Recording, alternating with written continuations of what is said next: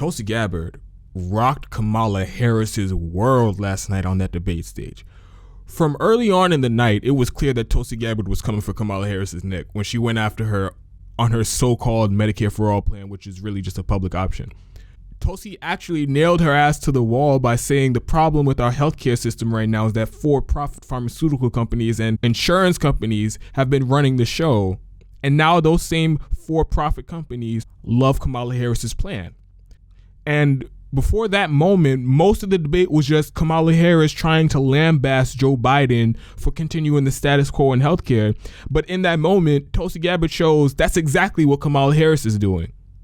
Kamala Harris had no response. She was a deer in headlights, and to avoid fanning the flames and giving Tulsi Gabbard a chance to respond and eviscerate her ass again, she didn't engage with the substance of what Tulsi said or even try to refute it. Instead, she pivots to her whipping boy and soft target Joe Biden, who she could beat up on. Well, unfortunately for Kamala Harris, when the issue of criminal justice reform came up and Tulsi Gabbard viciously put her entire shitty record as Attorney General of California and District Attorney of San Francisco on full blast for the world to see, she didn't have the luxury of beating up on this out-of-touch old man as a distraction. Tulsi starts by saying, I know Kamala Harris has been going around bragging about her record as a prosecutor, but that record is concerning to me. I love that framing, and I'm going to get to why framing it that way is incredibly important. Then she reads out the sins of top cop Kamala Harris. You locked up thousands of people for marijuana possession when you were California's Attorney General. Then when you're asked on the campaign trail whether or not you smoked weed before, you laughed about it. If she stopped right there, Kamala Harris is already in a world of hurt. But she doesn't stop, and the list gets even more egregious. Tulsi brings up that Kamala Harris knowingly kept an innocent man on death row, not just in prison, on death row, by withholding evidence that would have exonerated him and only releasing that evidence after she was forced to by a judge. Wow, that's gross. But we're not even done yet. Now, Tulsi brings up the fact that as Attorney General of California, Kamala Harris opted to keep inmates in prison for longer for no other reason but to use them as cheap slave labor. And we know how that slave labor manifests because if you remember during the historic unprecedented wildfires in California last year, California had inmates fighting fires for $1 a day. Those people were out there risking their lives and saving other people's lives for $1 a day. That's the slave labor system in the California prison system, as well as prison systems across the country. And Kamala Harris defended that, she supported that, and she kept people in prison longer simply to use them as cheap slave labor. So there you go. You could go after Joe Biden for his racist record locking up black and brown people, but you then turn those black and brown people to slaves in your state of California. So there you go. And the cherry on top, Tulsi brings up that Kamala Harris fought to keep the cash bail system in place, which basically says if you're rich, you're free to go. You don't need to stay in jail until your trial. If you're poor, sucks for you. You can't get out of jail. You might lose your job and all the other things staying in jail until your trial entails. This is yet another instance where Kamala Harris cannot engage on the substance. Because if she does, it can only go one of two ways. She can either lie about it, which is not the greatest way to handle that, because inevitably she'd be proven as a liar, making matters worse, because now not only have you been proven as a disgusting, corrupt prosecutor, you're a liar as well. Or she can be like, yeah, I did all that shit. Now I regret it. I wouldn't do it again. Get off my ass. In that case, she just confirms all the shitty things that Tulsi just accused her of. And that response rings hollow because there's no way at the time you didn't know what you were doing was fucked up. And it seems that now you're admitting it's fucked up because it's politically convenient and that's the best way to mitigate the damage. There's no good way for Kamala Harris to engage on the substance. All she has in her bag of tricks is to deflect and pivot to hopefully change the conversation. which is exactly what she did. She goes on about how she reformed California's criminal justice system. It's one of the best in the country, yada, yada, yada. Then, out of pure spite and frustration at Tulsi Gabbard for calling her out and exposing her ass, Kamala Harris takes a cheap shot at Tulsi. She said she was on the ground actually doing the hard work instead of just giving fancy speeches, while pointing directly at Tulsi Gabbard. The only thing she had to say in response to Tulsi crucifying her was that Tulsi was giving a fancy speech. Tulsi responded by doubling down and saying, well, when you had the opportunity to make a difference in these people's lives, you didn't. And she again brings up that Kamala Harris knowingly left an innocent man on death row. The crowd goes buck wild, and now Kamala Harris is stuck, and she cannot repeat the same bullshit about reforming the criminal justice system in California, because that has nothing to do with what Tulsi says twice now. And it would be 100% clear to everyone that that's just a brazen dodge. So now she has to switch gears and pretend like she's engaging with what Tulsi said, but she really doesn't.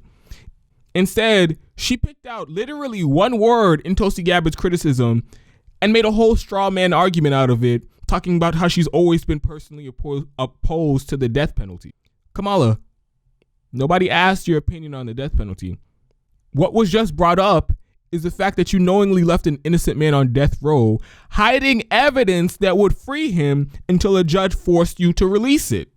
And the fact that you cannot refute that proves to everyone those things Tulsi is accusing you of are 100% true. And again, out of spite and frustration, she brings up the same silly attack, but she adds a new twist, which is that Tulsi has a, quote, fancy opinion. Tulsi just called into question your entire record, your integrity, and how you affected people's lives when you were in an immense position of power. And all you got to say is she's making a fancy speech and she has fancy opinions. If that's all you got, you might as well throw your hands up in the air and say, you got me. You got me. One thing that these lines of attack from Tulsi did last night, including her attack on Kamala Harris' healthcare plan, which I'll do a separate video about, Tulsi really did a masterful job at exposing Kamala Harris and really calling into question everything that she's saying now that she's running for president. She made her look like a liar and a hypocritical politician who will say whatever it takes to get elected. You can't talk about how fucked up the healthcare system is and how fucked up the status quo is, but then you release your healthcare plan, and those very same private insurance companies who are responsible for the shitty status quo co-sign to your plan and say, yeah, I like that. I approve of it. That's exactly what I would do. You can't talk about how desperately we need criminal justice reform, but when you were in one of the most powerful positions to do so, you didn't, and you continued the status quo. Of your support of legalizing marijuana rings hollow when you were locking up thousands of people for marijuana possession, and you laughed about legalizing it when you were asked about it in your attorney general's race in 2014. How are you going to add eliminating cash bail as part of your criminal justice reform? But when you were California's attorney general and had a direct say in the matter, you vociferously defended the disgusting, corrupt cash bail system that disproportionately disadvantages poor and working class people. I don't think people understand how important these attacks from Tulsi Gabbard really are. At a surface level, people get that it was a great back and forth and it was flashy, and Tulsi embarrassed Kamala Harris on that stage. But if you really want to give an analysis of what Tulsi did on that stage at that moment, she took away everything Kamala Harris's campaign has.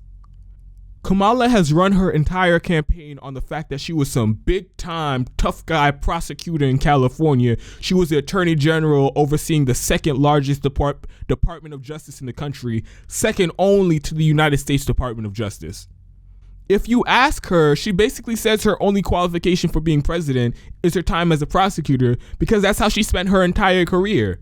She just became a senator in 2017, and she's done nothing of substance in the Senate. And up until this point, no other candidate has been willing to call her out on her shitty record as a prosecutor in California. And they damn sure haven't done it on a debate stage. Well, now Tulsi Gabbard just torched her whole fucking record as a prosecutor, and it's up in smoke. You can't use that as a centerpiece of your campaign anymore, because as of last night, Tulsi Gabbard has turned that into a liability. Anytime you bring up the fact that you were a prosecutor, you're going to be looking over your shoulder, hoping none of the other candidates use that to pivot to you using inmates as cheap labor, or being a hypocrite on marijuana legalization, or keeping an innocent man on death row. And the fact of the matter is, that's exactly what they're going to do from now on, because Tulsi Gabbard has just proven that's extremely effective, and you have no response to that. Now, I said that Tulsi's attack took away everything she had last night. I just explained how it took away the one thing Kamala Harris says qualifies her to be president, which is her record as a prosecutor. But it also changed people's perspective of her as being an amazing debater and having a great, unmovable on-stage presence. That's something even all progressives have acknowledged to be one of Kamala Harris' greatest strengths, in where she might actually be able to get a lot of traction in this primary, because her numbers only go up when she does televised town halls or debates. Well, Tulsi just showed the great Kamala Harris isn't as invincible on that stage as everybody thought more than once during the debate last night. When she hits you with straight facts and undeniable substance about your record and your policy proposals and your inconsistencies, you look dizzy and confused. She looked like she just been broadsided and she got no idea what's going on. And again, she cannot respond or refute the substance. So in one night, Tulsi turned Kamala Harris' only qualification to be president into liability and knocked her down a peg or two from someone who was bullying on that debate stage to someone who can easily be bullied. Look, I'm not going to say definitively Tulsi ended Kamala Harris' campaign last night, but she put her in a tough spot and I can't see her getting out of it. Kamala is reeling. She's on the defensive, and that's not where she's used to being. Tulsi's attacks were stinging and masterful. As some Jamaicans would put it, myself included, "Him done her off, to bomber ass, him done off our backside."